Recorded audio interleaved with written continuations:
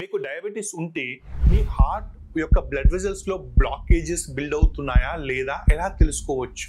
This is simple test call city coronary angiography. ఈ city coronary యాంజియోగ్రఫీలో ఏం చేస్తారు? Patient ని సిటీ మిషన్ లోకి పంపిస్తారు. ఇట్స్ ఏ సింపుల్ 20 minutes లో అయిపోతుంది. ఈ సిటీ కరోనరీ యాంజియోగ్రఫీలో రెగ్యులర్ యాంజియోగ్రఫీ లాగా క్యాథెటర్ పాస్ చేయాల్సిన అవసరం లేదు. సింపుల్ గా ఒక క్యాన్లా పెడతారు, దాని ద్వారా డై పాస్ చేసేసేసి మీ హార్ట్ యొక్క బ్లడ్ వెజల్స్ లో ఏమైనా బ్లాకేజెస్ ఉన్నాయా లేవా, ఉంటే ఎంత పర్సెంట్ ఉంది అనేది తెలుస్తుంది.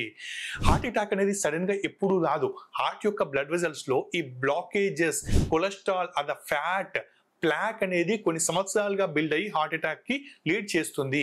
మీ సిటీ కరోనరీ యాంజియోగ్రఫీలో మీ బ్లడ్ వెజల్స్ లో బ్లాకేజెస్ ఏమీ లేవు అంటే మీకు కమింగ్ 5 years లో హార్ట్ అటాక్ వచ్చే రిస్క్ అనేది చాలా తక్కువ ఉన్నట్టు.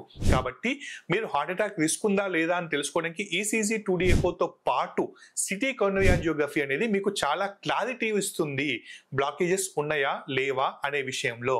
కాబట్టి డయాబెటీస్ 10 years పైన ఉండి మీకు చెస్ట్ పెయిన్ ఉంటే, లేక family history of heart attack ఉంటే మీరు ఒకసారి సిటీ కరోనరీ యాంజియోగ్రఫీ చేసుకుంటే మీకు తెలుస్తుంది మీకు హార్ట్ అటాక్ రిస్క్ ఉందా లేదా అని.